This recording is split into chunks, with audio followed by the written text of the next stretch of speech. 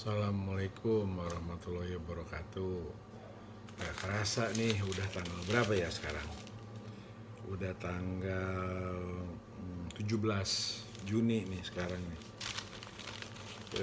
Banyak berita yang menarik. Ada ini nih tuh ya. Tuh ada ini. Ada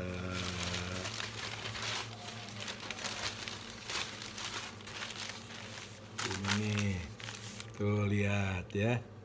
Tuh presiden pemerintah hadir katanya tuh. Ini profesor tuh yang ini tuh. Profesor. Tapi intinya saya sih mandangnya dari sisi rasa syukur ya, rasa syukur bahwa udah 3 bulan gitu kan, hampir 4 bulan malah ini dari bulan Maret gitu kan, dari bulan Maret nih hampir 4 bulan. Sekarang udah pertengahan Juni, Maret sebulan, April, Mei, Juni udah tengah bulan, jadi hampir 4 bulan. Alhamdulillah 4 bulan ini bisa dilewati gitu kan, walaupun banyak orang bilang bingung, kepercayaan itu digoyang-goyang, atau bahasa di yang edisi sebelumnya tuh trust di proxy gitu kan. Terus juga saya ngeluarin nggak usah lah ribut-ribut pakai rebutan kekuasaan gitu kan. Nah, teman-teman, Bapak Ibu sekalian, saudara-saudaraku yang tercinta, hari-hari ini itu selama 4 bulan ini itu kita harus makin fokus dan harus makin kreatif juga. Detil penyelamatannya tuh harus betul-betul tajam gitu kan, karena persoalan tuh selalu di detil. Kemudian siapa yang melaksanakan, harus ada apa, dukungannya apa, payung kebijakannya apa, kemudian sampai detil dan bisa jalan gitu. Dan itu tentu nggak bisa diomongin begini terus selesai gitu kan, karena cakupan bidangnya sangat luas sekali gitu kan. Tapi yang pasti kalau kita baca juga menurut Menteri Keuangan, selama sampai bulan ini gitu kan udah habis 600 triliunan ini untuk ngebiayain proses ini. Kita nggak tahu masih kuat berapa bulan, mudah-mudahan ada jalan gitu kan. Nah, tapi balik lagi nih, untuk sinergi dan gotong royong itu harus saling percaya, harus saling mendukung. Jadi jegal-jegalan itu atau saling sandera itu nggak penting banget itu. Jadi saya ulang lagi, jegal-jegalan atau saling sandera itu nggak penting banget itu kan. Justru itu membahayakan negeri ini. Jadi kita fokus aja gitu, fokus di persoalannya, jangan dibelok-belokin gitu kan. Di persoalannya saja fokusnya. Jadi misalnya ketika kita lihat kasusnya Novel Baswedan, orang ribut, kenapa vonisnya 1 tahun, jangan bicara Novel Baswedan ya, tapi di kasusnya gitu kan. Itu contoh fokus gitu kan. Atau misalnya yang tadi itu, yang pertama dikasih lihat ada di Pinai, Papua, ada persoalan hak asasi manusia gitu. Fokusnya di mana? Komnas HAM telah menyampaikan ke Kejaksaan Agung, tapi sama Kejaksaan Agung dibolak-balik. Fokusnya di situ gitu kan, sehingga kalau presiden turun tangan, di sebelah situ turun tangannya. Kemudian juga yang kedua, kasus Jiwasraya misalnya dibilang, wah saya, kata profesor tadi itu yang saya tunjukin, nanti bisa nggak yang 100 juta nabung untuk asuransi pensiun ini datang ke saya gitu. Saya di Bumi Putra, tadi Bumi Putra asuransi gitu kan, kenapa nggak cuma Jiwasraya aja, Bumi Putra enggak gitu. Kalau tadi nggak salah baca ya, coba kita lihat lagi. Iya benar nih, asuransi Bumi Putra tuh, betul tuh, polis asuransi Bumi Putra ya tuh 19. Jadi ini karena kalau Jiwasraya ditanggung, ini juga berharap begitu, fokusnya di situ gitu kan. Nah, jadi sekarang tuh butuh fokus, kita butuh kerjasama, butuh saling bekerja sama. Nah, kembali misalnya yang sempat rame juga kan RUU yang soal Pancasila itu gitu kan. Jadi akhirnya tuding-tudingan tuh, siapa yang masukin pasal 7 katanya. Gitulah secara sederhana. Nah, tetapi ada juga yang bilang misalnya ini tidak mungkin dia sendirian dan tidak mungkin kalau PDIP yang cuma 19% bisa langsung gol semua gitu kan, semua setuju majuin, nggak mungkin. Lalu ada yang ngomong lagi, wah itulah katanya beberapa pimpinan partai itu kalau dia disandera gitu kan atau dia bersepakat, nah, itu kan itu semuanya langsung ikut itu kan. Padahal di sebelumnya udah saya bilang, anggota dewan yang terhormat, Bapak dan Ibu sekalian itu betul-betul dipilih rakyat Indonesia dan menjadi yang sangat terhormat, sehingga bersuaralah setiap hari mengenai nyemangati kebenaran.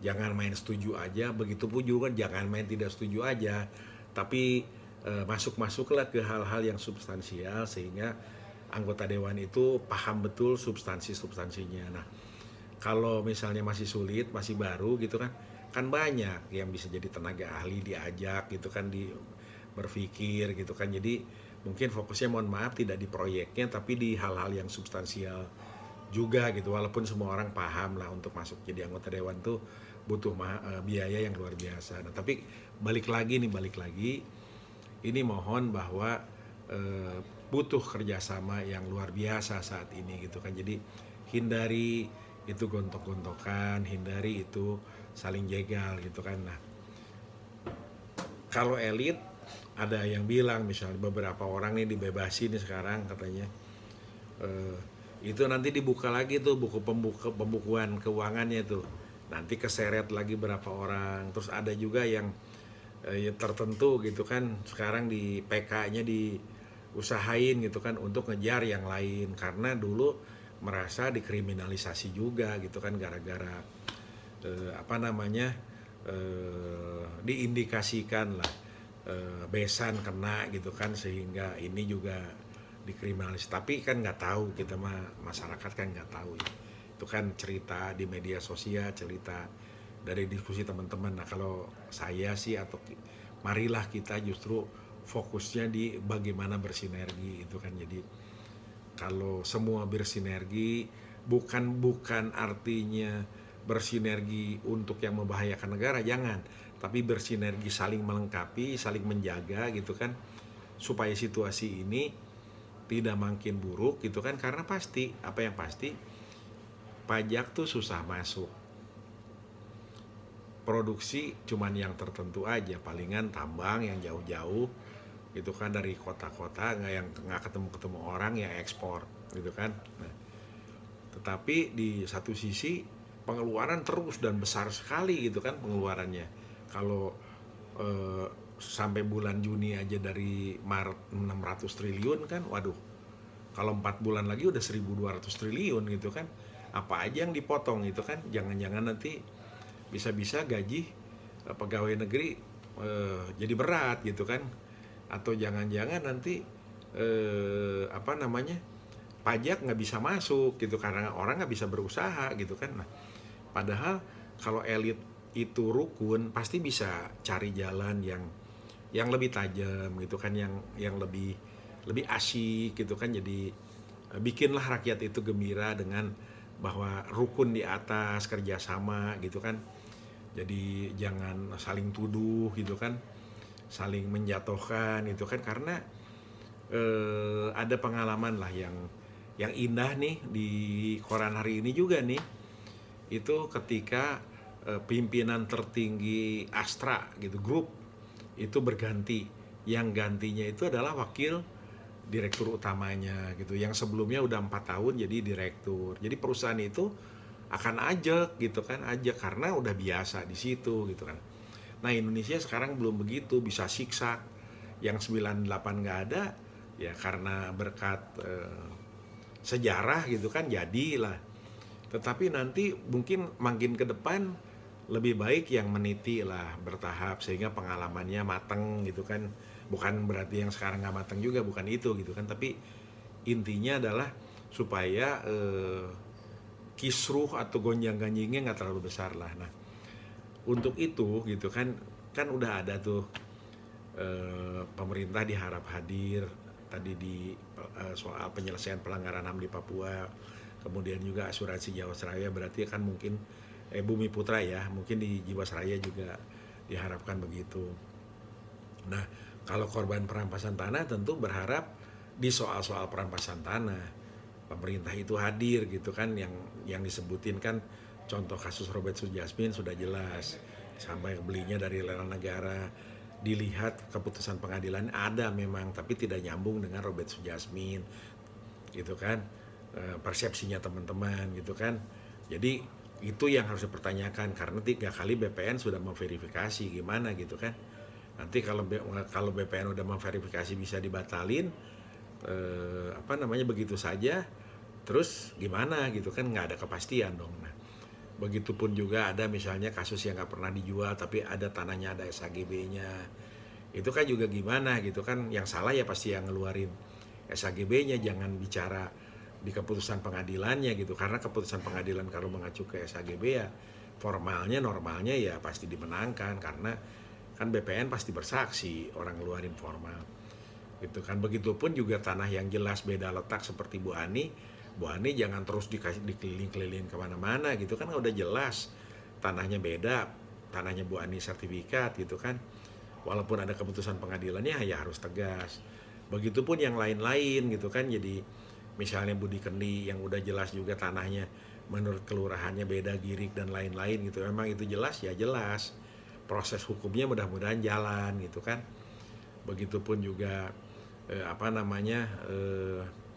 yang di MT Haryono gitu kan, itu dari Kepres gitu, masa Kepres bisa tiba-tiba ditiban orang lain gitu kan. Jadi ini juga tolong dilihat. Kemudian yang di Bandung gitu Sami yang bilang tanahnya di Sawangan gitu kan nggak pernah dijual, gimana bisa jadi punya orang lain kan, itu juga aneh gitu. Maksudnya dibuka, bukan harus diiyahin gitu kan, dibuka diselesaikan. Begitu juga yang Pak Didi Karsidi yang di Taman Mini itu kan, yang diklaim-klaim udah punya sertifikat, kok bisa gitu ada sertifikat diklaim kan gitu. Jadi ini perlu tuntas juga. Begitu juga yang Butri yang di Balikpapan gitu kan, udah sertifikat hak milik gitu kan. Nah, semua ini kalau menurut teman-teman, mohon maaf, kalau masyarakat yang memperjuangkan itu Robert Sujasmin 30 tahun nggak selesai, Rusli Wahyudi 25 tahun sudah tidak selesai juga. Begitupun yang lain-lain. Padahal kalau dilihat itu clear. Nah, ini perlu ada pertemuan yang bareng berulang-ulang. Mari diungkap gitu, dilihat biar jadi pelajaran sejarah. Jangan misalnya orang datang ke sana, maaf keputusan pimpinan kami sudah begini gitu kan. Atau orang datang seperti ke Kementerian Keuangan gitu, pada Robert jelas beli, ditemuin pun enggak gitu, malah suruh pulang lagi bikin surat, setelah bikin surat ya nggak ketemu juga gitu kan. Padahal uangnya jelas diinvestasiin gitu kan. Nah begitulah. Nah walaupun sekarang ada indikasi juga, dan terima kasih juga ke Pak Sofyan Jalil sama humasnya di BPN sekarang, menurut teman-teman, karena saya kan tidak banyak pengalamannya, itu diterima lebih manusiawi, ada diskusi lah, tapi proses penyelesaiannya masih terus berjalan. Mudah-mudahan ini makin lancar dan terjadi gitu. Kalau dulu katanya di depan aja itu orang-orang itu duduk jongkok gitu, hanya pengusaha besar aja yang bisa masuk dulu, sekarang enggak katanya. Nah itu menurut teman-teman, jadi alhamdulillah ada juga kemajuannya. Nah tetapi kembali lagi, Pak Jokowi yang terhormat, Pak Ma'ruf Amin yang budiman yang terhormat, dalam hal-hal seperti ini pemerintah, mohon maaf, terutama yang tertinggi ini, kalau tidak mengawal detail sampai tuntas, itu mohon maaf Pak, sulit. Buktinya saja yang Komnas HAM yang lembaga negara saja berhubungan dengan Kejaksaan Agung nggak selesai. Itu tadi itu bukan kata saya, kata Kompas. Dan sekarang itu persoalannya pasti lebih banyak lagi dan lebih rumit. Nah, ketika keadilan ini tidak dituntaskan juga, padahal keadilan belum tentu ngeluarin biaya Pak. Keadilan ini dituntaskan itu membuat gelora semangat, kepercayaan. Dan kepercayaan itu luar biasa Pak. Jadi mohon maaf juga ketika orang bertanya cerita Novel Baswedan, kasusnya maksudnya, ketika itu dipelintirin menjadi Novel Baswedan sebagai pribadi, orang jadi berpikir, ini kan kita bicara ini kasusnya, ya kasusnya lah dibongkar habis, bukan orangnya. Nah tetapi orang yang lihat ini ada apa gitu kan. Kemudian juga mari kita jeli, di Jogja diteror pelaksana diskusinya. Sampai hari ini pelaksana teror diskusinya nggak ketahuan siapa yang neror. Tapi yang rame itu seakan-akan diteror gitu kan. Nah, padahal kan belum tentu juga, maksud saya, termasuk Novel Baswedan, kemudian yang diskusi di UI gitu kan, atau diskusi di Jogja, itu pemerintahan yang melakukan, belum tentu sebenarnya. Maksud saya, disinilah teman-teman yang ada di dalam itu perlu mendorong supaya yang begini-begini tuh terus nggak jadi rame, nggak keruh-keruhan, padahal mah sebenarnya nggak ada apa-apa juga gitu, tapi kepercayaan masyarakat untuk menghadapi krisis ini yang bahaya gitu loh misalnya. Jadi, dan ini bahaya sekali. Kenapa? Karena kalau ditanya sekarang itu gimana situasi pandemi, jawabannya bingung.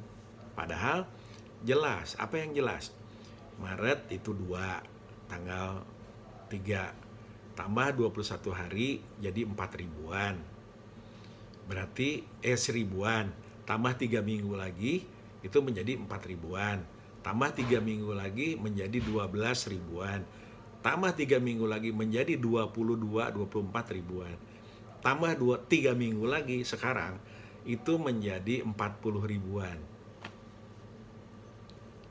Itu naiknya seperti itu. Pertanyaannya, 3 minggu dari tanggal 17 Juni ini itu akankah menjadi 96 ribuan, kemudian 3 minggunya lagi menjadi 192